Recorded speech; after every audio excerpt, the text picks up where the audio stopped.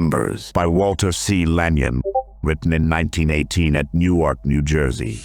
Dedication to Pal, and the one to whom this name applies, though miles separate and years intervene, will know instantly and feel the thrill of love and good wishes with which it is given. It is but a poor tribute to a friendship proven capable of great things. And were my consciousness to be made manifest to you, dear old pal, it would burst into a path of roses leading up to you, and bidding you come all the holy way to meet me. May love, infinite, divine, ever enfold you. Chapter 1. Embers. The fire in the large open grate had flamed high. It had shot great ribbons of red and gold high up the wide chimney, lined with velvety black soot. Back on the walls of the quaint old inn had leaped great shadows of those comfortably seated in silence around the cheery fire. Without, our friend, the north wind, had full sway. He swept great clouds of snow against the windows and howled to get in at the door. But he only made the cheeriness and comforts of the inn more and more appreciated by the contrast. And so those who sat there in silence dreamed on, each of his life and its experiences, until the silence seemed to literally burst forth with unexpressed stories, songs, and bits of prose. And at length the flames of the fire died down, and ever and anon a tiny blue flame would light up the room, and presently the great fireplace lay full of living embers, glowing, breathing embers. Not embers in the sense that they represented the charred remains of what they had been, but embers expressing the full import of their mission, embers full of light and heat, softened and refined by the fire. And it was this very rosy, mellow glow of light and warmth which unlocked the hearts of those gathered there, unlocked, as it were, secret gardens and chambers, and bared to the soft light of kindness rare flowers, jewels and treasures. And it was the keeper of the inn who first spoke. Kind friends, while these embers are expressing their purpose and telling their story, what say ye that we each tell his story or sing his song? And being moved by one spirit, they agreed, one after another, to relate his story, his song, or word. Chapter 2. The Road to Happiness, being the story the tired businessman told. Cold, blustery wind came down the avenue, carrying everything before it. It was a terrifically cold wind, one that made the telephone wires literally sing and snap with tension. It had a sting in it like the lash of a whip, and made you think unpleasant things. It was just this particular kind of a wind that painted everybody's nose red and ears purple. You halfway hated yourself without a cause. You sort of wished you had migratory sense to move with the sun, instead of so-called human intellect that tried to bluff an impossible game. At the corner Jimsy, the newsboy was struggling against almost insupportable odds to keep his stock in trade under control. The wind laughed at him as it stung his half-frozen face and snatched a paper from his hands, tossing it to the top of the tallest building. He blew on his purple, benumbed fingers and cursed the whole thing. Damn it, anyway, this is a fine day for the day before Christmas. But he went on talking into his hands. What difference does it make to me, whether it is the day before Christmas or the day before 4th of July? It's all the same to me. Except, perhaps, I gets a free meal for nothing at the hall with the other nuts. But nobody cares really for me, where I comes or goes. All the gray of the leaden sky settled about him mentally. The whole thing seemed so futile and useless. What was it all about? Just work, and barely enough money for a bed, and a scant meal or two. Slumbering in the soul of Jimsy was a wistful longing for something better and nobler than his present existence, an innate longing for some of the good things of life. Sometimes he almost heard it speak to him, and he longed to find the secret spring that would be the open sesame to all he desired. He knew that it was there, yet undiscovered, everywhere he sought for light. He listened to the socialist speaker tell about how everything should be divided, and then all would be happy. But inwardly he knew this was not the happiness he sought. At the slum mission he heard them say, "It is more blessed to give than to receive," at the same time shoving a collection basket in his face. He rather resented this sort of teaching. How could he give when it took every cent he could make to buy his papers, pay for a poor living, and supply him with a cheap bed? Still, the mission was generally warm, and after the ordeal of the collection basket he could stand the rest. And so, on this very day, he stood there in the blustery wind, pondering this very sentence. It is more blessed to give than to receive. It's a cinch. I'll not be much blessed, he soliloquized, but it's not my fault. I ain't got nothing to give with. The heart of Jimsy was big. It yearned for expression. It was a loving heart that wanted to do for others. Just like the great blue eyes that begged for understanding, his heart longed for that freedom to do and to be. After having reasoned himself into the depths of despair, he turned on his reason and with a bitter smile said, "Aw, well, it's an ill wind that blows nobody good." Hardly had he uttered the words when out of the last gust of stinging wind a little booklet dropped on his stand. "Hello," he said. "What's this? It must be the good, and I must be the nobody. The road to happiness," he read out loud, taking the book up and opening it. He began to read. "As a man thinketh in his heart, so is he." Jimsy had heard this many times and had passed it by without a thought. But today it somehow or other stuck with him. It held his attention. And so he read on. "Rome was not built in a day, neither can a man by one thought think himself a king and attain that place. Wherever this finds you in life, start by taking the next upward step, be it ever so small. Then, step by step, you can climb to any height. For the first step, suppose you try thinking happiness. Start your progress with a happy thought. Change your frowns into smiles, your bad words into good. If you have half the faith that you can be absolutely happy right here and now, that you have in your present unhappy situation, you have succeeded with the first step. Be happy in spite of weather, ancestors, or circumstances. Happiness is like oil on the axle of a wagon. It keeps it from wearing away. So happiness will keep your life from becoming a grind. Remember, one step at a time. Today let us try happiness." Jimsy read the page over carefully. He saw the logic of it. He knew that he could change his thought if he so desired, and perhaps it would be the beginning of the upward climb to something better. Be happy in spite of weather or circumstances. Happiness is like oil. He half smiled to himself as he read this. He wondered if the writer of this little book had ever stood on a windy street corner and handed out papers to a growling, scolding public, which thought no more of you than it did of the box on which your papers lay. The nearby subway belched forth its stream of hurrying, disgruntled passengers. As they came up the damp, smelly stairway and out into the street, his nibs, the wind was there, waiting to snatch away their hats and breath and make them unhappy if possible. He waited there to sting them in the face and make them cross, like bears are supposed to be.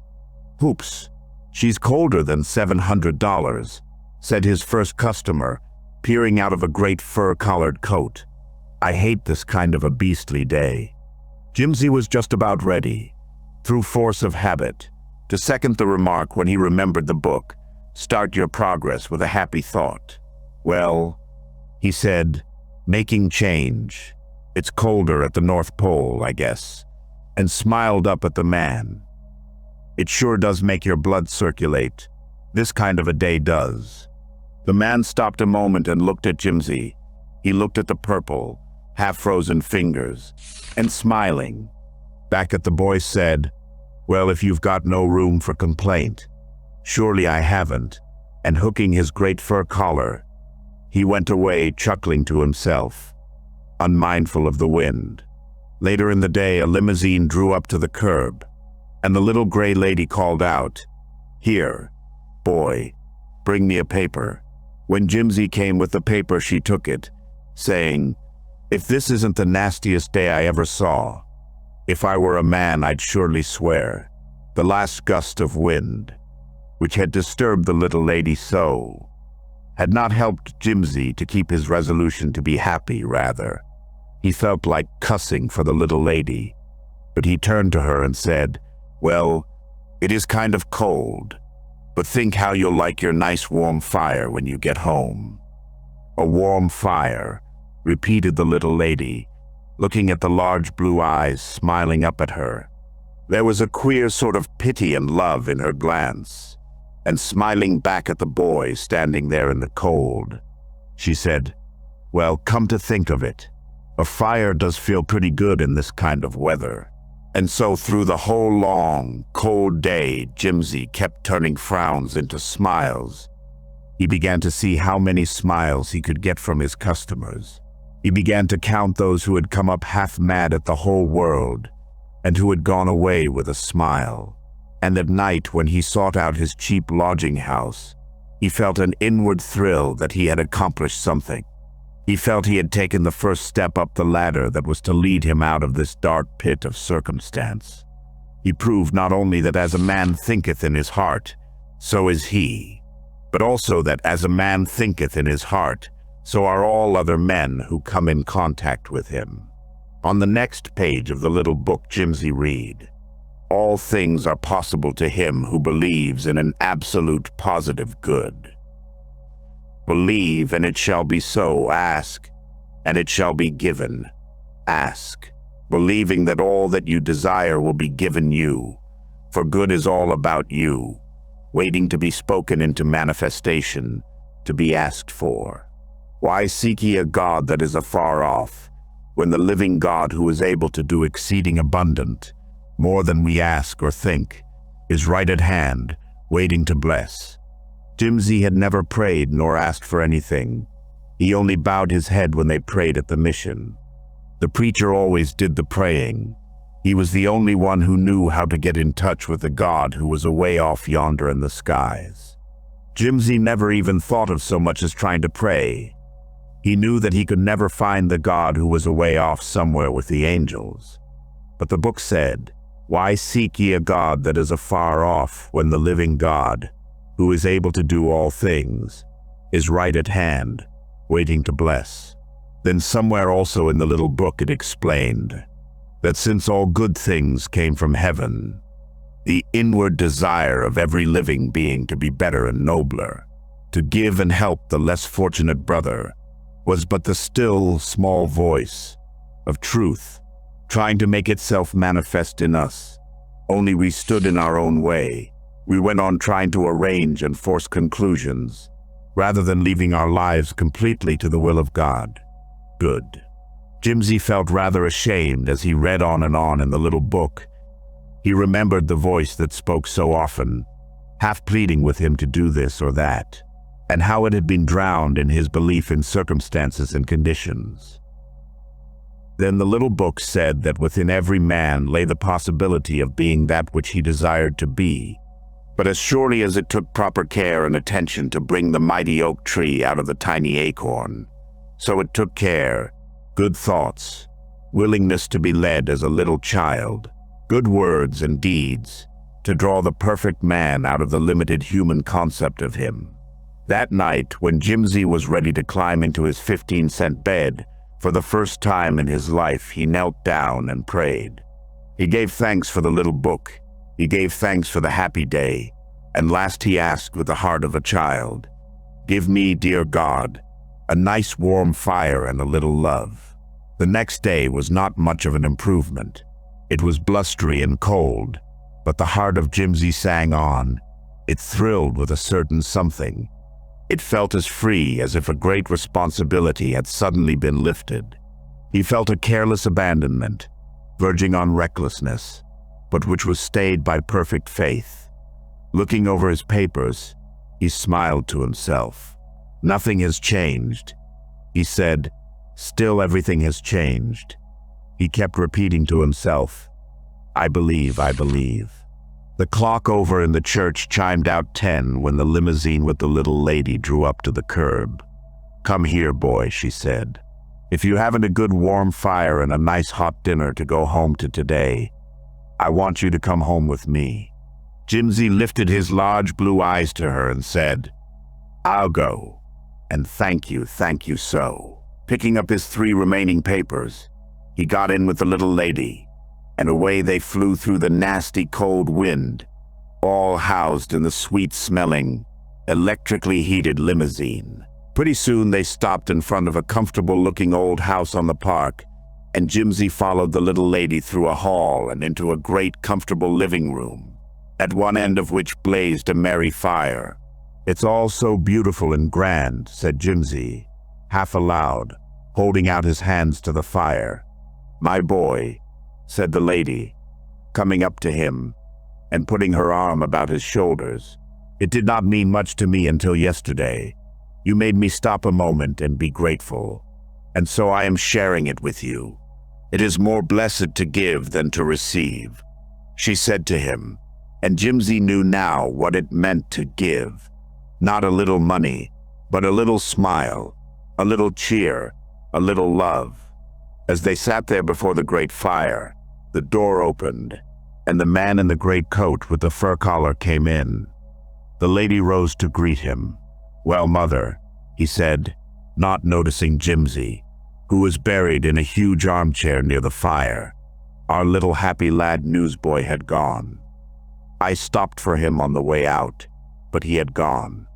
A boy who can smile and be pleasant in a gale of freezing wind like we had yesterday has the right kind of stuff in him to make good, and I have decided to give him a chance in the office. "Come here," said the little woman, taking him by the arm. "I have a gift for you, a gift I shall both give and keep." And leading him up to the large armchair, she showed him Jimsy, who looked up from the road to happiness, with a little smile, a little cheer, a little love, gleaming in his deep blue eyes. Chapter 3. Deep, deep in the heart, something stirred. The story told by the naturalist. Deep in the heart of the forest, snugly buried beneath the warm earth and leaves, lay an hyacinth bulb. In the heart of it, it dreamed of a beautiful pink flower, so full of perfume that it filled the whole woods. It dreamed of a very blue sky and tall, black trunks of trees, with their great swaying branches. But still it dreamed on, because this was not possible to my lady Hyacinth, since she lay buried, deep in the earth, which was covered with a heavy layer of leaves and snow. But anyway, she dreamed it. It was her secret. She did not tell anybody else, because it was too sacred, and because she had no words to express that secret, had she wanted to talk about it. But one thing she knew, and that was that it was there. Deep in the heart of man lies buried the same secret. He feels a godlike something imaging itself in his thought. He thinks also of lofty hills and blue skies, and he dreams of untrammeled walks through green pastures, and beside still waters. But it too is buried deep in an earth of material reasoning and thinking, and over this is 1,001 mortal laws and human opinions which even freeze the ground tighter about him.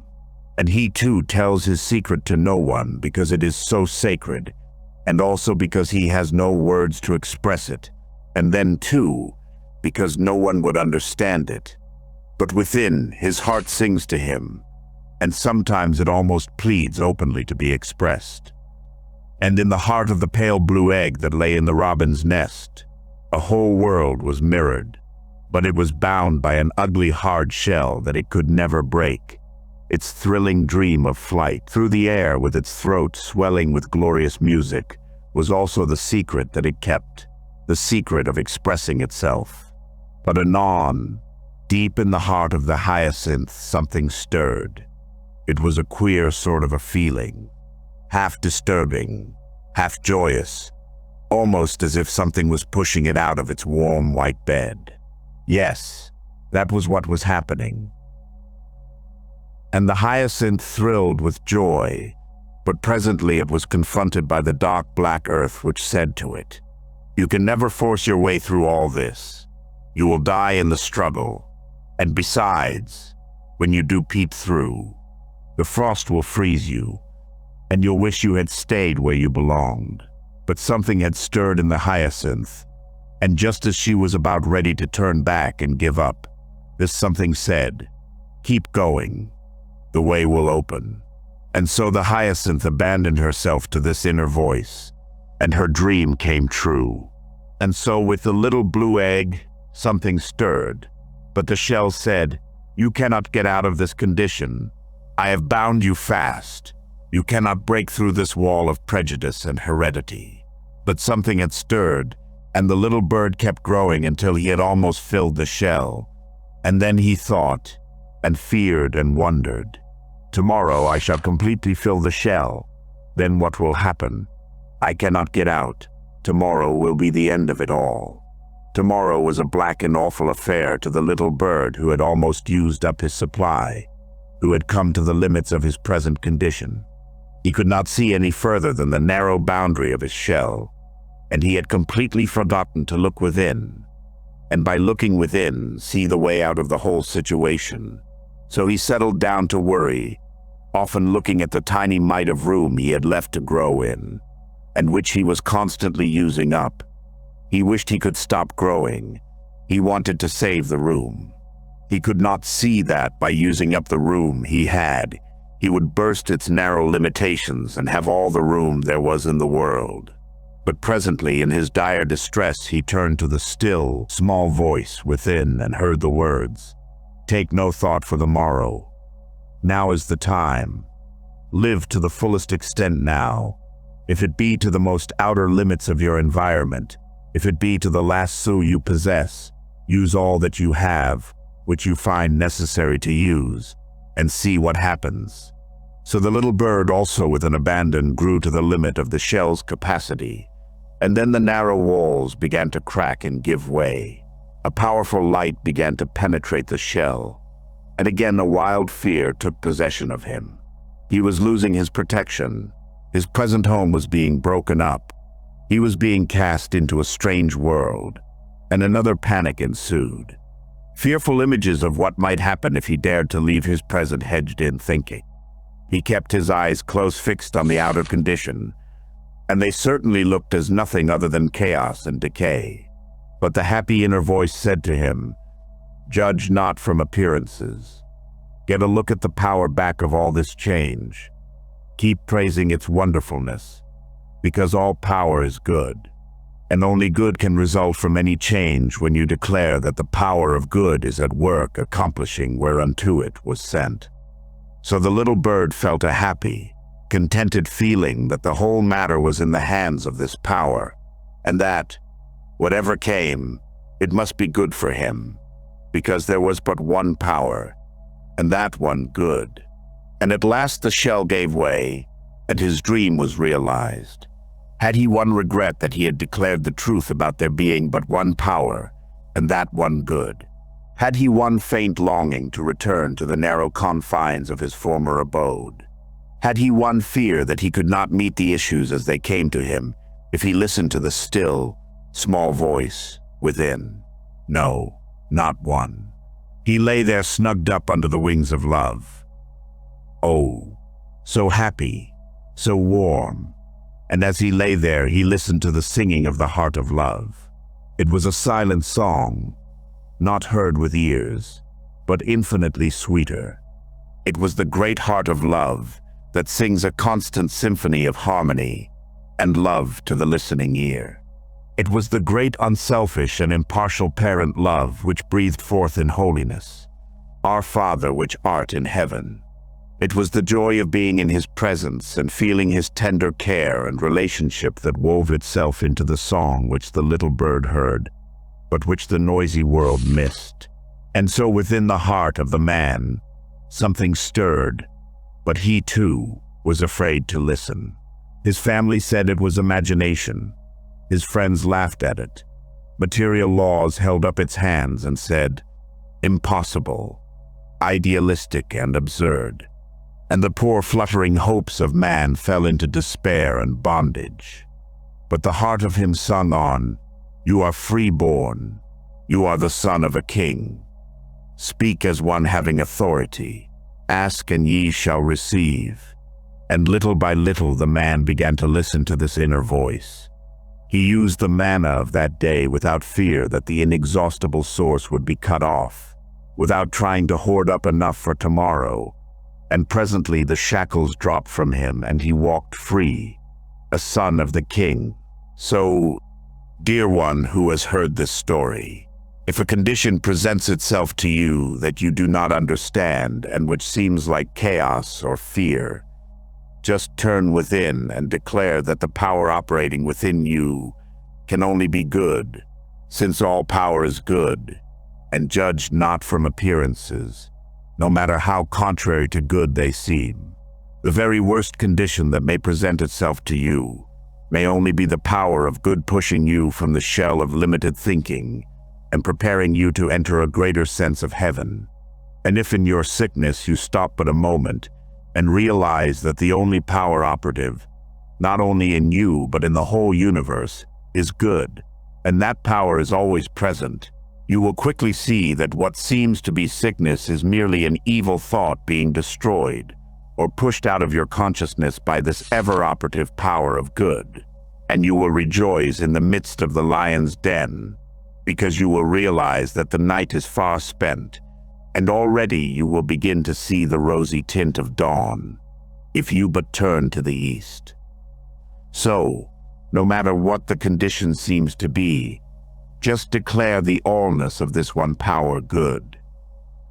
Let go and let it have full sway in you. Glory in it in spite of all material conditions, and soon you will preen your wings and fly off to higher fields of joy. Chapter 4. The Small White Thing. What the Truth-sayer from the Far East told. In the sacred scrolls it is written, "And in the morning the ground lay covered with a small white thing. And they said, it is manna, we shall gather and eat. And every morning they did gather and eat of the white manna. Neither did they try to eat or gather sufficient one morning to last them a week. But each morning they partook of this bread which came down from heaven, and which sustained them through the long day. And what was this small white thing which came to supply them every morning with food? Was it not the bread of life, which if eaten in the morning, would nourish the waste places and save from sudden attacks of the enemy? Was it not the renewing of the mind by contemplation of the real? Early in the day, before the contemplation of the unreal had darkened the thought so that they could not see the small, white thing which lay on the ground. And another one saith, I shall arise and go unto my Father. He shall arise out of the sleep and chaos of darkened thinking and go unto my Father. Not after I have spent the day in byplay full of evil thinking and doing, but I shall arise and go immediately to my Father. The Father is not far off when we arise and go to him in the morning. In fact, he is right at hand, and we may commune with him almost instantly by turning to him and addressing him. My Father which art in heaven, have in our consciousness. My Father which is within my consciousness. Instantly we are within the portals of his abode, heaven. But when we arise and busy ourselves with 1,001 little worries and cares, when we put our conversation and prayer with God, after we have fretted through a dozen little irritating encounters with our brethren, after we have passed judgment on a dozen or more of our brothers, we find that when we turn to enter the Father's house, the way is covered with nettled briars and weeds, which have to first be rooted up before we can find the way, the truth, and the life. And even though, through all the sweat of agony and ridding ourselves of the weeds of the day, we hear the soft knocking at the door, so tightly have the tendrils of that vining material thinking bound themselves about our door that we cannot open unto him until we have gotten at the root of the vine and torn it away. And oh, how glad we are to open unto him and sup with him. See how compassionate he is with us. He has offered us a morning meal of love, purity and safety from all this struggling. and when we have refused to partake of it, and gone our way over material roads, and at last evening has found us weary and worn, then his great compassion is still with us, and he is prepared to sup with us if we will, but open unto him. No end of love feasts has he prepared for us.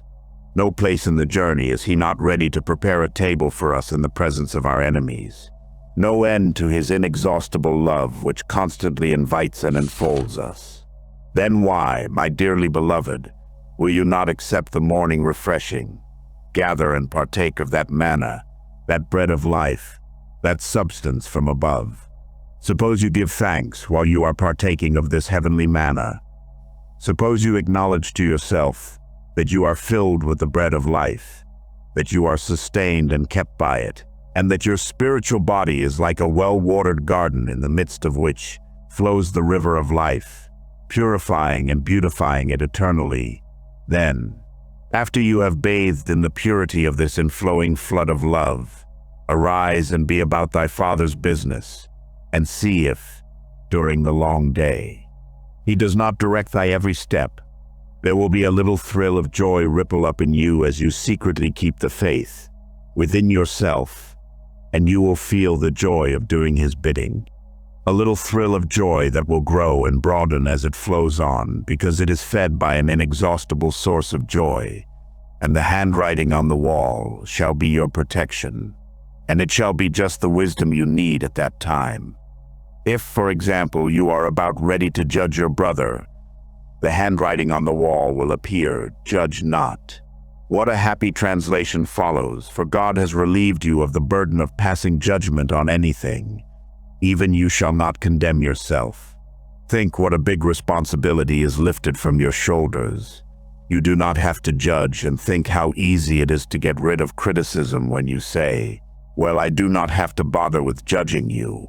God will attend to that." Think of the joy that will come to you that night when you have passed one whole joyous day wherein you have judged no man, and when you have said to yourself, "Neither do I condemn you." Think of what a restful, peaceful state of mind it brings you in, not only all the world, but with yourself as well. So tomorrow, when the first faint flushes turn the sapphire night into morning, gather you a measure of manna, and take it up unto a high hill, and there partake of your morning repast. Perhaps this particular morning, all the manna which falls about you will be gratitude and praise, and you will gather together all the joys and gratitude and thanksgiving you can think of, and take them with you, and feed your soul upon them, so that all through the day it will go singing and praising God and shedding its soft healing light of love all about you as you go. Perhaps it will be faith, pure and simple faith, the kind that was rewarded with a perfect healing when it said, "Speak the word." Do you know what that means? To be able to say, "Speak the word."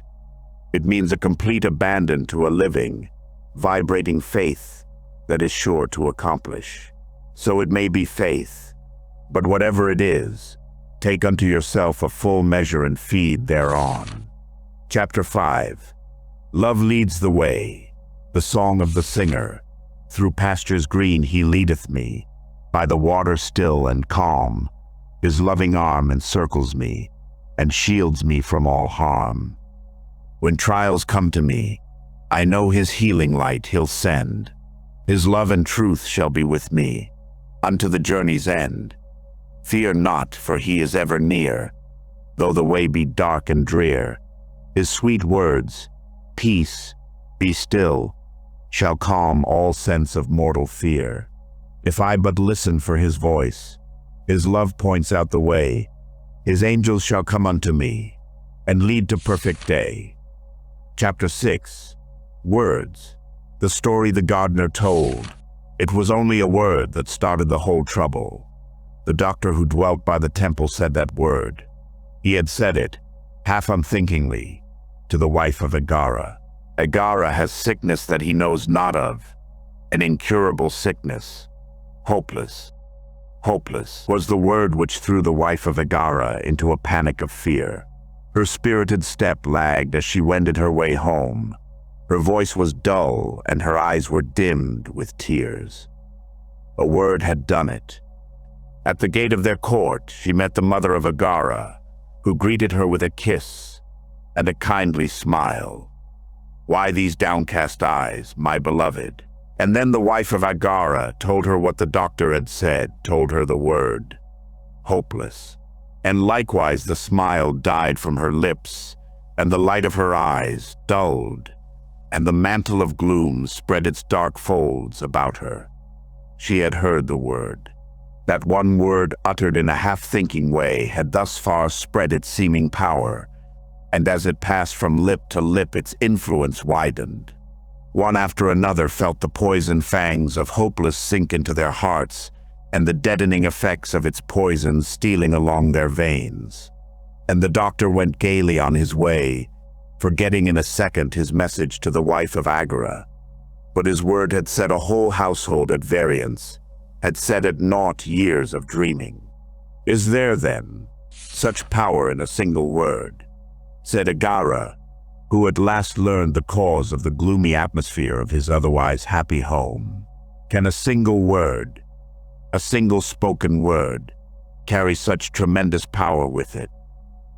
And if one man speaking the word hopeless, which is negative, can cause the overturning of a dozen people, can destroy the sunshine of a home, what will happen if a man chose to send out the word hope?"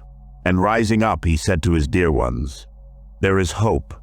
There is yet the promises of the Holy Book." And so the word of hope was given out, and little by little the joy of former days crept back into its resting place. What is the power of the word? Well, let me see. The worlds were framed and fashioned by words.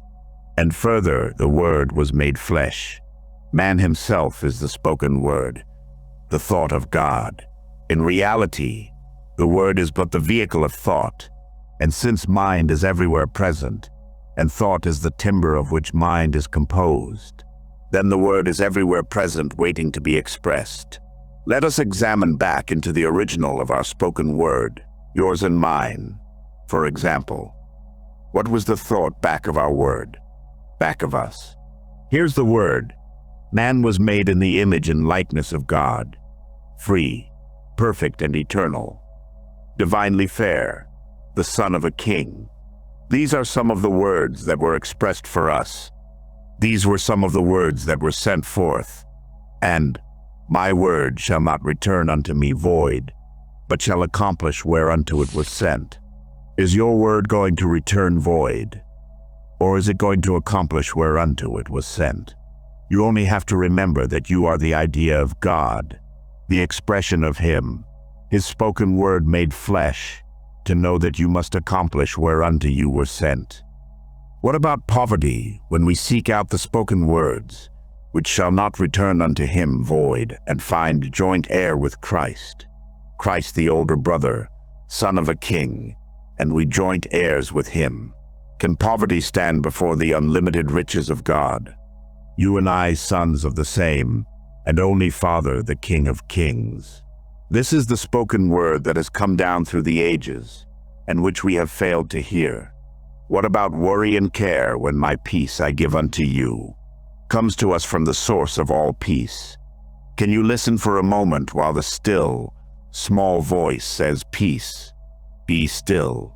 Do you catch the undying harmony and cadence of this word? The peace which passeth understanding is yours. Now, it is yours now, and you can let it be made manifest among you. The word became flesh and dwelt among them. Let this peace be made manifest in your flesh. What about fear when the word "fear not" comes thundering out of all time? For I am with you always. Will this not give you a mastery, poise, and peace yet unknown? What about criticism when "judge not" relieves you of this distasteful duty? Back up all your arguments with that powerful declaration. My words are spirit, and they are true, and they shall not return unto me void. And your power back of this statement is that God hath said so. Do you want any better reason for believing it? God hath said so. Did not He speak and it was done? Then comes the practical application of these words. Not in theory, but in everyday life. You and I. Let's see. There is a struggling student who needs a word of cheer. Are you going to speak it and see your word travel out and make a string of smiles and sunshine? There's a sick man. He is coming right to you for help. Are you going to say how bad you look? Or are you going to put on your shield and buckler and decapitate the word, the false word that has bound him? You will remember that you are armed with the word of God, which is sharper than a two-edged sword, turning in all directions. You won't be afraid, will you? Because you are protected by this two-edged sword, which is turning in all directions. You will use this sword and put an end to the lie, and after you have declared your truth, you will not send out a legion of fear words after it, will you? Do you remember the power of Jesus' spoken word when the centurion came to him and said, "Only speak the word"? What did his spoken word accomplish? The servant was healed in that self-same hour. He did not speak the word and then say, "I will see your servant tomorrow," and give him the spoken word for a week or month. He spoke the word and then went on his way, confident that his word should not return unto him void, but would accomplish whereunto it was sent. And it was sent on a healing mission, and it accomplished it. Finally he said, "Even greater works than these shall you do." What is your spoken word doing all day long? What does watch and pray mean other than guard your words and pray? Affirm God's wholeness and perfection. Words are seeds. We are told over and over. What kind of a crop are you sowing? Every word springs up with differing degrees of strength and power. Is the seed of your truth sowing going to bring forth a crop of mushrooms, or are they going to bring forth mighty oak trees? It is as easy to plant acorns as it is to sow mushrooms. My words are spirit, and they are truth, and they shall not return unto me void. Chapter 7. The Red Rose, the story the host of the inn told. Do you know what it means to dwell in the bosom of the Father? Do you know what it means to live and move and have your being in God?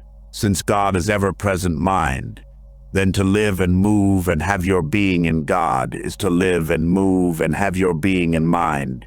And since thought is the chief fiber of mind, then man is in reality the thought or idea of God, sustained and protected and dependent on that mind. Think for a moment of, let us say, a very red rose. Where does the thought rest? Where is the thought? In your mind, of course, entirely separate from the external. Now think of that very same red rose in the next room, then in the garden, then in some foreign country. Easy, isn't it? To think that rose around over the entire world, to make it go large or small as you will, because it is a thought in your mind. All things are possible to it that are possible to your thinking. You could even think the rose growing out of a block of ice. The most frigid winds could not nip it, or the most torrid suns could not wilt it, so long as you thought of it as a perfect rose. Now then, if man is the idea or thought of God, then God literally thinks man into his proper place. He holds in mind always the perfect conception of spiritual man, unchanged by any exterior condition, be it heat or cold, or any other man-made condition. He continually sees man as his offspring, perfect, indestructible, and eternal, and so he holds him in his mind. The perfect pattern is not lost or destroyed, but remains whole and intact. Whether it is being expressed in China or New York, whether in the fields or in the office, the individuality of the God-ideal man is retained in all its primal beauty. Then when you realize that you are one with this mind, that God is expressing you as his idea, is it for you to stand in the way of this perfect manifestation by thrusting in the distorted mortal ideas that come to you?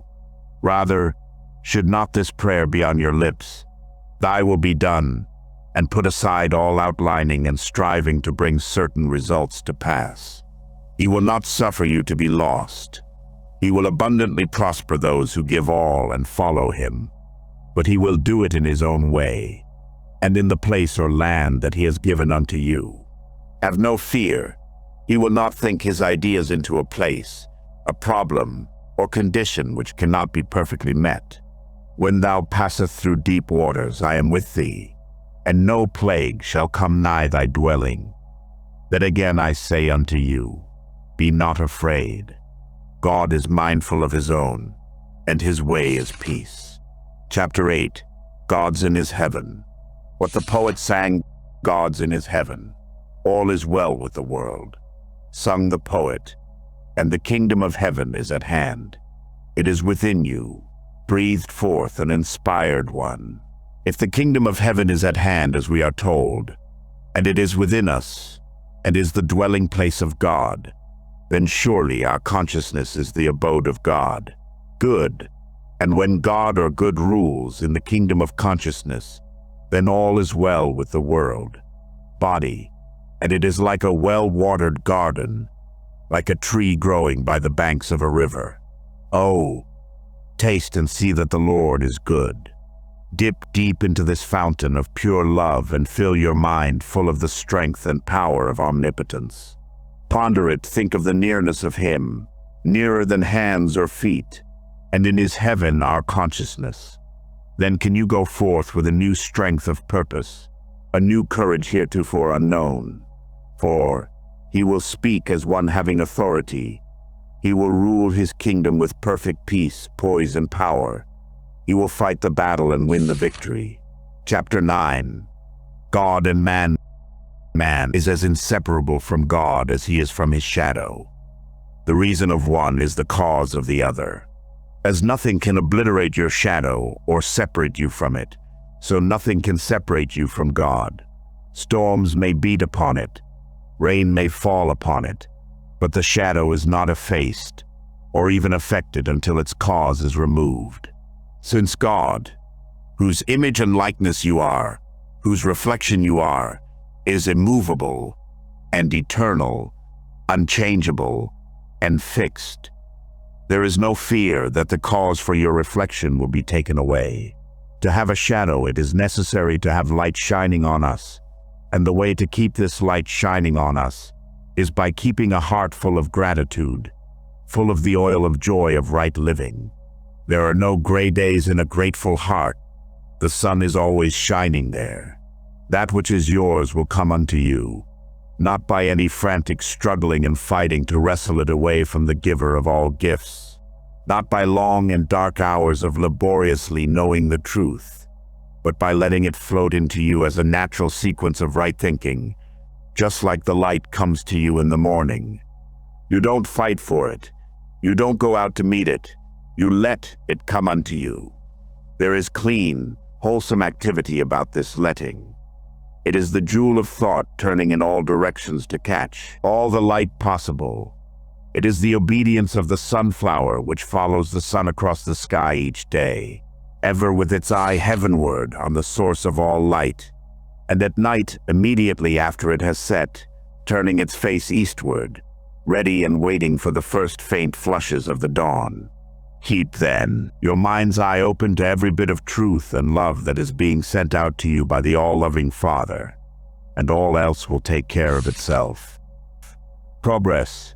Each successive state of existence gives man more freedom from matter. Compare the caterpillar, who laboriously covers every inch of ground with his whole body, with his next state as a butterfly, who floats off without coming in contact with matter, but ever so rarely. His silent work in the cocoon, though unseen by the outside world, was productive of huge results to himself. So is it with man, who is working diligently with thoughts. He may seem to have entered a cocoon state of existence, but anon he soars up higher, having cut through the walls of Jericho which bound him. Criticism. What will dissipate criticism quicker than the question which the Master traced in the dust? He that is without sin among you, cast the first stone. If this be your motto, sitting in judgment on your brother will be unknown. Withhold not from me the roses of your love and well wishes until I have passed the portals of the great beyond. There, scatter not scented rose leaves of memory, fragrant with love on my grave, but give to me the dew-covered petals of your appreciation and love while they are yet fresh and fair, that I may drink thereof and satisfy my soul. Why do I call you friend? It is because your voice, when you greet me, calls for something from within which sends dull care and worry back into its nothingness. It is because the steady gaze of your eyes searches through the mass of chaff and finds the few grains of wheat and looks well at them. It is because your love is like a mighty well that shields me from the shafts of criticism and hate. And lastly, it is because you understand. What more restful melody could come to you at evening, after a long, long day, than these simple words? I have called you friend.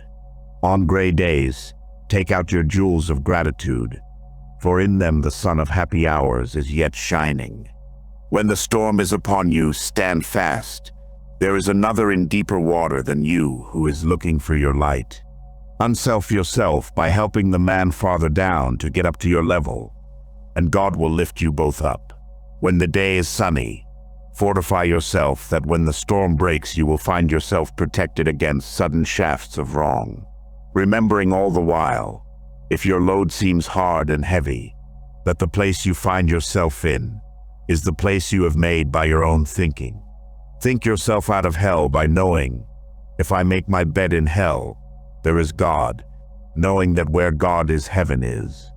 The bird singing on the bleak February bough has caught the message that spring is coming, and in his heart it has already come.